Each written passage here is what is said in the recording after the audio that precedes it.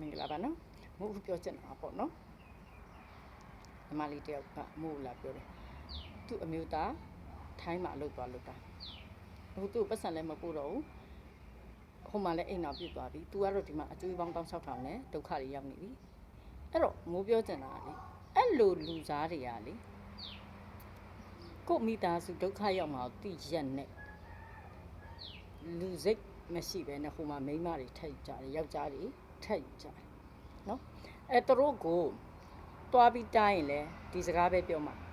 အနေမီလို့တာယာသွားတယ်ငါမိသားစုနဲ့ဝေးနေတဲ့ခါကျသူ့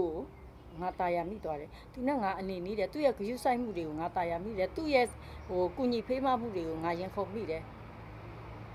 ငါတို့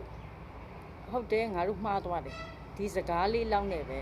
မိသားစုတွေကိုဖြတ်စည်းပြလိုက်တယ်နော်ဟိုမှာဘာလို့လို့မှမသိအယူမီဝိုင်းဖြစ်နေတဲ့မိသားစုကနော်သူတို့ကတော့ဟိုမှာတတရရနဲ့ဟိုမိန်းမယူလိုက်ဒီမိန်းမယူလိုက်ဟိုယောက်ျားယူလိုက်ဒီယောက်ျားယူလိုက်နဲ့ယူကြအဲ့တော့မိုးပြောချင်တာအဲ့လိုအနေနီးတိုင်းသာတာရရရင်ဂယုစိုက်တိုင်းသာတာရနေရရင်မိသားစုချင်းနေတော့နေလို့ရမှာမဟုတ်တော့ဟုတ်လားအမျိုးချင်းလည်းနေလို့ရမှာမဟုတ်တော့ဟုတ်တယ်